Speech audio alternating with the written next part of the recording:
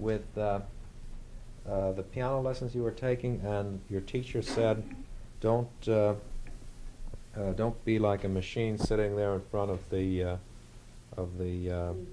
music just reading. You got to be able to use your head a little bit. All right, now about the... Well, as I was saying, I was born Thanksgiving Day, 1886, at 3:15 in the afternoon. I was the guy that spoiled the turkey. It was Thanksgiving Day. And I've heard my grandmother, because I couldn't verify about me spoiling the turkey because I wasn't very old, but I've heard her tell several of the friends of the family about that's the pop-eyed rascal that burnt up my turkey. They, in all the excitement, why the turkey wasn't exactly burnt up, but it was burnt browner than what it should have been, see? So that's the history of that. Good. And then... Oh, now you want to go into the piano lessons? Yeah. And the teacher telling you not to just be a reader. Then after I grew up... memorize. After I grew up, I started in, naturally my grandmother being a singer, my father playing the harp. In them days, everybody, if you had a grandfather, grandmother, uncle, aunt that had played music, why, as the kids come along, it is customary for them to play music in them days, and there's been millions and millions of dollars wasted on children to have music lessons, and if they grow up, they don't know clarinet from a bassoon. See, you forgot all about it. So naturally, I come along when I had to take the music. See, so I had this German music teacher, and how I come to meet her, we had some German friends. My grandmother was on the mother's side, on the Negro side, was born in Philadelphia, 4th and Lombard Street in Philadelphia, and she spoke German, see, very well. She had lots of German friends, so naturally, why, oh, Marsden, you should start that boy out. His father was could play the harp and blah, blah, blah, so there I had to take music lessons. Well, I could spit in some of the faces as a kid in them days, and because when come time after school to practice, you know, we all like to go out and play. Grandma would say, well, young fella, you better get over there and practice, see? And she'd lay down on the old sofa, they called them them days. Now I think they've put a little highfalutin on it and call it Chesterfield, see? And I'd be sitting there fooling with the piano, you know, and I'd think she'd sleep. She'd wake up and say, that don't sound like much practicing there to me. So set the clock back and everything else to keep from practicing, see? So I'd done very well. After I played a while, why, my teacher says to me, do you know this piece? And I'd say, yeah, play it. Play it, make a mistake. Oh, my, I don't know it. I said, oh, Miss Marvin, I know. Listen, in Germany where I come from, you either learn something right or leave it alone. Now, if you don't want to learn to play the piano, it's all right. I'll tell your grandmother. She turned around to my grandmother and she'd sprechen the Deutsch, so I wouldn't understand what it meant. And then they'd get on me, see? And that's what I come through. So then after I went along, why I played music, and I never will forget the first ragtime piece I ever played. The San Francisco Examiner used to come out with a piece of music in the paper every Sunday, like, well, you'd say now like the comic strip or something like that. Piece of popular music. Amberlina Snow was, if you could ever get in touch with some of the old-timers in the files of the San Francisco Examiner, you'd possibly find out when they published that music. And I said, naturally, read music. I sat down and played Amberlina Snow. And I was playing it, and my uncle, my grandmother was married 4 times. The uncle, whose father was an Indian, that's the only child she had by him, he says, went out in the kitchen and says to my grandmother, he says, Ma, Sid is in there playing ragtime. My grandmother had the door closed, see? And my grandmother come in and kind of pulled me over the coals about it. It's, I spend the money for your music lessons, and here you were playing ragtime, see? Well, it was only, I played the numbers. So she got to talking to old man Lorenzo. And old man Lorenzo was a German, see? And he was a great dancer, see? And they got to talking about it. And grandmother says to me, old man Lorenzo told me that he thought it was fine you was playing ragtime. Well, that is a nice way to tell me I could go on and play ragtime, see? So I went on and played the ragtime, see? And brawled on down to the place where I met this young chap, where I played at Fort in San Pablo. And I get this now. I went up there and had the gall to ask the man for a job, see, playing. I played the Maple Leaf Rag and Peaceful Henry. That's the only ragtime pieces I could play. And Amberlina Snow, which was just a song, but I mean instrument. No, the things characteristic in them days was instrumental numbers. And then I'd sit down and play the waltzes and the Blue Danube and all that stuff, classics, and then go back and play Maple Leaf and the Peaceful Henry again, and then some more classics and Maple Leaf and Peaceful Henry again. That's where I started, see? Then it boiled on down to the place where I went along and worked in the ironworks, Judson Ironworks. I don't see how today how these hands, I can keep them as supple as I have, because I worked in a rolling mill. You know what the rolling mill is. And I worked on the hotbed. I had, as I've got older, I had marks here on my arm, burns, and the roll Judson Ironworks is still there at Emeryville, but they have open hearth furnaces now. In them days, it was all wrought iron. You know the difference between wrought iron and steel. And on the wrought iron, there's a slag, and as the stuff come out of the furnaces and squares together, there was flashes went out of it. And just take your shirt off, you have to use all woolen clothes. As I say, how my hands is kept as supple as I have, I don't know. See, and I worked there for a while, and then I got this job playing. And after that, then I went on to Angels Camp and to Salinas, and then come this man in my life, this fellow Stewart, says to me, he just come right out and playing English. He said, now you know you can play all the music in the world. He said, but you ain't played nothing. He said, that music is just mechanical. He said, the only thing that keeps the mechanicalism out of it, he says, is you play from memory.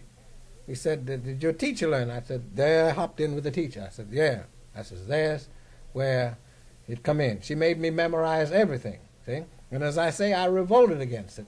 But today, if she was alive, I could hug and kiss her, because I can sit down here and play I can be playing the whole time you gentlemen has been in here, and I wouldn't play the same thing. I can play 300-400 pieces without any music, see, memorize. Sometimes I forget the bridge of them or something like that, but I can remember them. He says, well, now what you want to do, you want to get around with some of these piano players, see, and he said, you want to pick up some of the stuff and learn to fake, improvise. Then he tells me about the songs, learn how to pick up a song from the voice, see.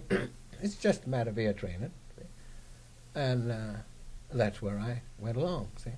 And then after, naturally, when I had my band, and I learned a lot with the band, and I tell anybody today, I don't care how old you are, as my grandmother used to say, 2 heads is better than 1, and makes no difference how much you know, you can always learn some more, see. Now, there's a lot of the late style playing that we have to do. I don't particularly care about it, see, but that's what they want, see, and you have to go along with the times. And a person that grows up and gets to be 60 years old and try to live trying to choke everything down somebody's throat like when he was a boy, why, he just antique, put him in the garbage pile, because you got, as times go along, if you want to be modern, you got to be. So that's the reason why I try to play the tunes. I don't try to keep up with the present-day piano players, see. I play my style, see. And I tell all the piano players, the kids that come along and everything, after you learn to play your style. Somebody will like your style, and somebody won't.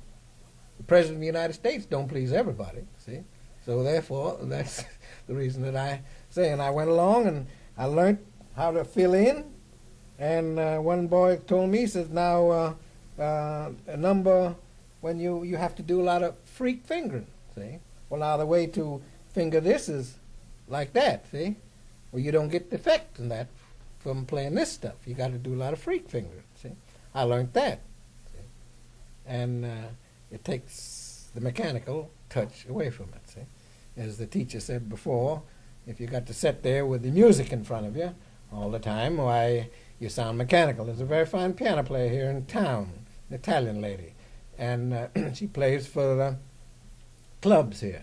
And she plays every thing well, but she has to have a young girl right there to turn the music. See, and one day the girl didn't turn the music. It didn't get it over with, mom fumbling. And I thought the woman would have a heart attack there before the girl got it. And we had another Negro boy later on played at this place to squeeze in, called Juicy Payne. Nice piano player. Couldn't play a thing without. I tried to learn Juicy. He was a nice piano player. See? Played nice, had a nice touch and everything, and a lovely fellow with it. But I couldn't seem to get it into Juicy's head. He just wasn't them kind to pick up by faking, see, by ear. And his playing, as I say, sound nice, but it was dead, see? Because if it was just boom, jing, see, there was nothing in between. You got to kind of fill it up, see? Because me now, I start playing, and when I used to give lessons to kids, I have a terrible time trying to show anybody anything, because when I play one of the popular numbers, I'm liable to play it this way now and play it a dozen different ways. Baby, sometimes I forget how I played it the first way. It might sound good, and I want to try and play it again. I forget all about it, see? Sid, I wonder, could you play us that first ragtime piece that you learned from the San Francisco Examiner? Do you remember how it goes? No, You don't recall no, it? I'm sorry, I can't remember. I wouldn't attempt to play it. Ambulina Snow is all I can remember, see? It's just practically got away from me, see? Well, that must be 50 years ago at least. Yeah, all of that. 8? Grandma died when I was 17. She died when I was 16, not quite 17. And I think I was about 12 years old. See? When you first played ragtime. Yeah, when I can remember playing 11 or 12 years old, see? So that take that off to 66, see? Fine. Yeah. Now, Sid, would you give us the stories on Jelly Roll, which would be how you met him in Los Angeles, he came up to the Barbary Coast, he opened the club, and he gave you the music on the crave, and you promised not to play it in public, but one night you did, and then he walked in on you just at that instant, you know? Mm. Good. Now, getting back to Mr. Jelly Lord, or Jelly Morton, Jelly Roll Morton, as he is known, we met him in Los Angeles when I was there with my famous LeProtti So Different Orchestra. And he's quite a character. He is a wonderful player, and there's no doubt that he has background to say that he was originator of a lot of the present-day piano styles, because I can hear the piano players as they go down the line, and I can hear Jelly right in there. Some of his improvisations, some of his licks and things like that.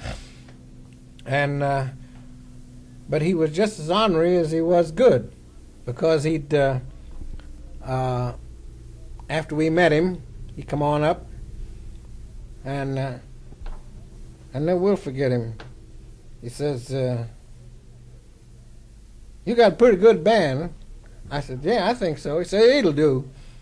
See, that's just the way it was. See, one of them kind didn't want to give nobody credit for nothing, although we did have a very fine band. So I got to know him pretty well, and he said,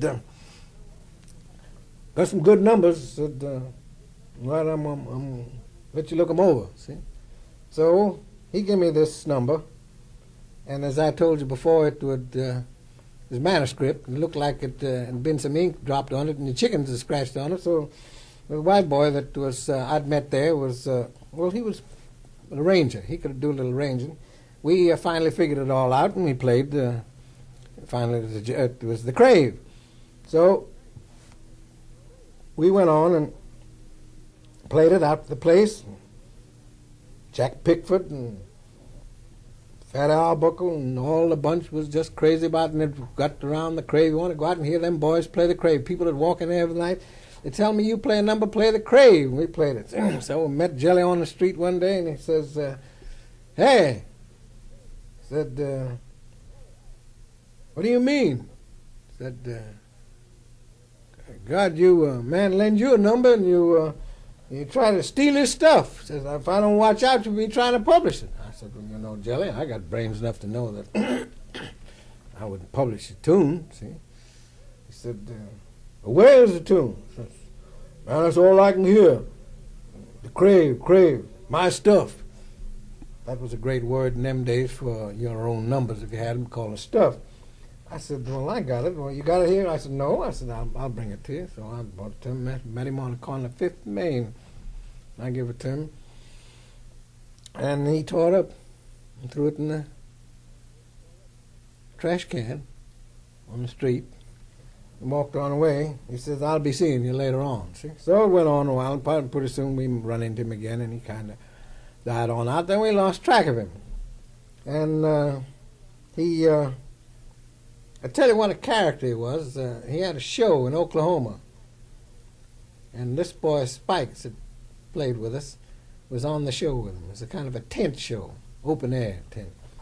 And him and his girlfriend had been fighting. So about that time they walked out on the stage, and not all the time, but mostly the time, walked around with a Colt's 45 pistol in his pocket, see. Quite a character, see. And the girl said something to him, cursed him or something as they went out on the stage, and he just took this Colt of 45 and hit her across the head. And actually down she went, and everybody thought that was an act. It takes Reb Spikes to tell you about it because he was right there. And the show, the old saying, the show went on, see. So we finally come up to San Francisco. I can see him now with that overcoat on. He was a kind of a thin, featured fella. You'd look at him at first, it's the way he held his mouth, but you look at him, his mouth looked like it was twisted, like you'd had some kind of a slight stroke or something, but I don't think it was, see. He had characteristic in them days, quite a little, if I remember, a lot of gold in his teeth, see. And always kind of squint one eye. And I said, I met him standing on a corner talking to Bowman and a bunch of fellas. I said, hello there, LeProtti. I said, well, hello, Jelly, what you doing up here? Man, I'm going to go to town. I said, what are you going to do now? Well, I'm opening a joint right over there. So I'm going to close you up, you and Map. I said, you ain't closing me up. I said, you closing Map up. I'm going to close him up. So I'm going to really put on a show, see? Well. Was that right on Pacific Street? No, right on New Montgomery. Columbus Avenue. I meant to say Columbus Avenue. That's the street that crosses Kearny, Pacific, and Columbus Avenue crosses. Downstairs in the cellar. You went downstairs. Well, he had a bad spot, see, because everything was on Pacific Street, and we was on the corner of Columbus Avenue and Jackson. That's first. Then we moved from there. After we come from Pacific Street, we moved to Columbus and Jackson, downstairs in the building. We was downstairs, but we carried the name with us, Purcell's, that's all. See, there everybody would... And then it went back around to Pacific, No, right? went back on Jackson above Kearny, see? And so as I say, all the traffic was on Kearny, Pacific, see? And even after you go down in the second block of Pacific Street, between Sansom and New Montgomery, why you got out of it was just that main block in them days. All over the Barbary Coast is just like the boundaries that I give you, see? That included the houses of ill fame and the saloons and the Chinese gambling joints and the Chinese hop joints and everything else, see, and everything that went with it, see? That was what they called the Barbary Coast. I don't know till today why they ever called it the Barbary Coast. I never seen nothing very Barbary about it, with the exception of as I say, fights, and we still have fights to today, but that's just the name they got it because this, in the early days, the seafaring men, that was their hangout. And it was quite a rendezvous for the old-time Shanghaiers that shanghaied these men. You young fellas have possibly read about how they used to Shanghai the men on the on the boats, see? So I'll tell you something about that Shanghaiing, by the way. All right, fine. Later on, I'll finish here about Jelly. And so he went on over there, and he got him a little band over there, and he started out pretty good, see? So I met him on the street. I said, how you doing, Jelly? He said, all right. I'm doing all right. So, you know, he said, how much money did they pay your men over there? I said, why? Well, I'm going to give them $50 a week. He said, I'm going to take all your men. That's just how he was, just how boastful he was. And then on the other hand, that sometimes you'd catch him in just right mood. He was a swell guy, but very characteristic, see? Looked like sometime he had something that was itching him all the time. He had to scratch it, and it was irritating him, and he'd have to get it out of his system, see? Because he had no right to tell me he was going to take my band, see? So, sure enough, the boys come on back and said to me that Jelly would offer him $50 to go over there and play. And the boy said, well, I wouldn't work with that character. I said, well, what's the matter? I said, well, there'd be a fight right there. Because the band that he had, I think he had 3 pieces, started with 3 pieces. Boys used to slip over that night. And Jelly would be playing, and they'd band play chorus like that, and he'd say, all right, then lay down, leave me have it, see? And he'd play a solo. Of course, he could play. There was no getting away from it, see? And said the cornet player was playing, and I think he had he had cornet and clarinet, that's what it is. And clarinet player didn't play it to suit him, and he hollered for him to quit. He said, and he'd take it, see? Well, if you didn't play it according to Jelly Roll's idea, why, he just liable to ball you out. And the boys that my boys that we had, why, we all was like a family, see? We got along. We had our rehearsals together, and you know, it's the Dixieland style now. I'll take a chorus, I'll take 2 choruses, and you take a chorus, and that's the way we went on, see? So finally, he had a big fight over there in his joint, see? And he's right in the middle of it. And I don't know, now, I won't say for sure whether this is authentic or not, see? But this is what I heard, and then I heard different. And he pulled his pistol out, see? And the captain of the district told him to take some air before he got in any trouble. He was a newcomer, see? Well, anyhow, Jelly Roll disappeared. And that's the last I heard of him. I never seen him no more until I heard the poor fellow was sick, and then the next thing I heard, he died. Then this gentleman that Turk and all of them brought here from New York, did you happen to know the Negro fellow that had something to do with his records or something? Ken Bright. Yeah, that's right. I think you told me that he passed away. Yeah. Well, that's all I ever heard from him afterwards, see. And could you play the Crave for us, Sid, just as let me why don't you say it? Say I'd like to play the Crave for you, just like the way Jelly Roll taught it to me. Yeah, I like to play this Crave now, just like Jelly played it showed it to me.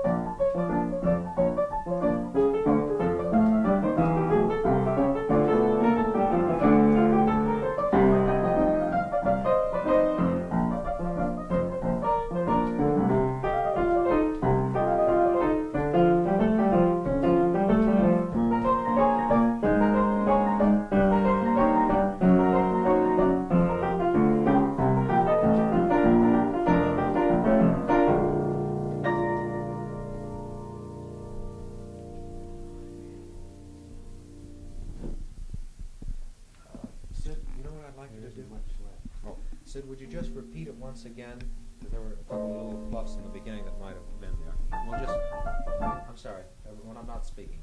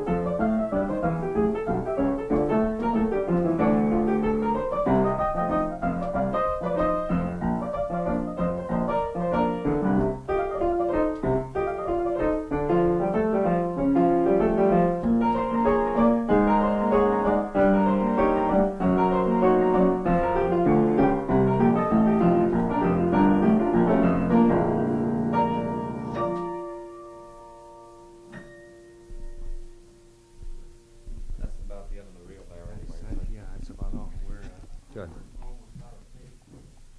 Now, we can reverse one more, Hal? Oh, it is. Well, start with the beginning of the decline of the Barbary Coast.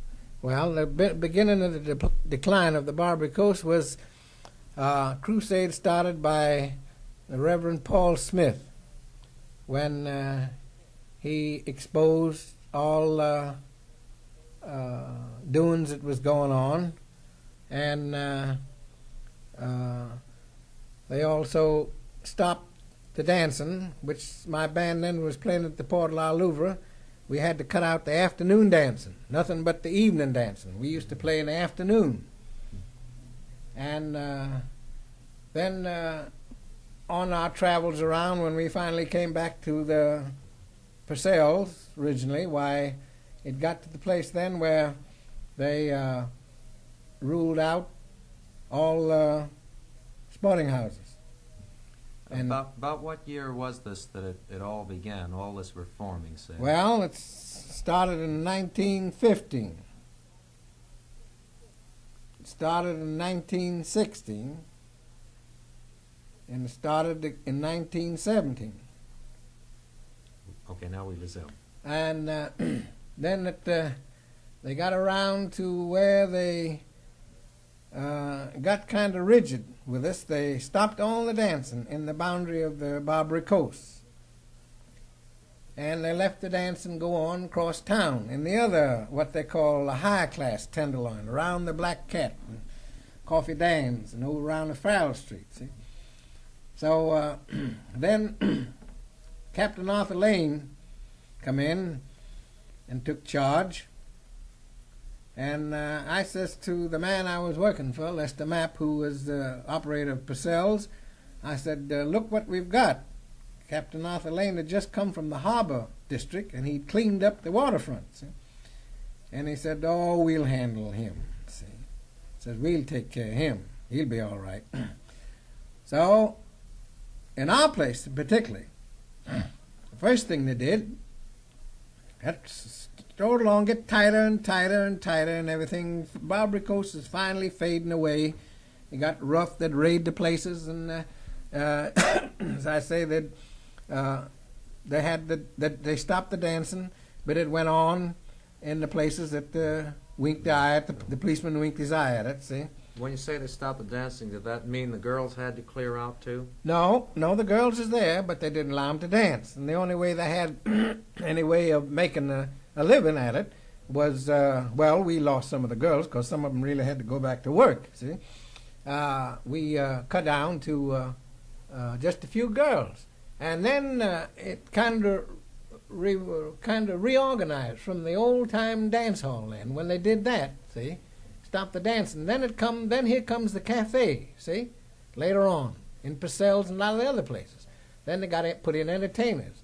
But to get around that, the girls, men would come in and buy them a bottle of beer or drink, and they got the checks just like the dancing girls did. And when it was free and easy, when everything was free, why, they'd dance and get the checks like the girls. And we kept some of the best girls, that is, the nicest looking girls, see? And it's the same way in White Cafe, see? Sounds like today. And then it, as I say, it got around to the place where we, Captain Lane come, and he sent for Lester Mapp to come and see him about what's going on. And he says to Lester Mapp, he said, Lester, you and all the rest of them characters down there, he said, if you'll play ball with me and run them places right, he says, I'll leave you alone. He said, if you don't, I'm going to close you up. I'm going to close you up. He said, you absolutely got to stop that gambling. We gambled right in the joint, see? Right downstairs, I had a room, see? I seen the policemen gambling as well as anybody else, and that ain't letting the cat out the bag. That is a known fact, like several of San Francisco policemen, the wood pile and everything else, see? But they get down there and gamble. And at all-night music, he said, if you cut that music out, see? I says to Lester, I said, Lester, why don't you make the great thing of Southern baked ham and chicken was coming in them days. I said, why don't you put that? I'm going to gamble just as long as I got a joint, see? Sure enough, on the March 1921, they walked in, and Corporal Alpers, and I can't think of the other man's name, and stopped the music, see? Well, then we went on to play 1 o'clock, see?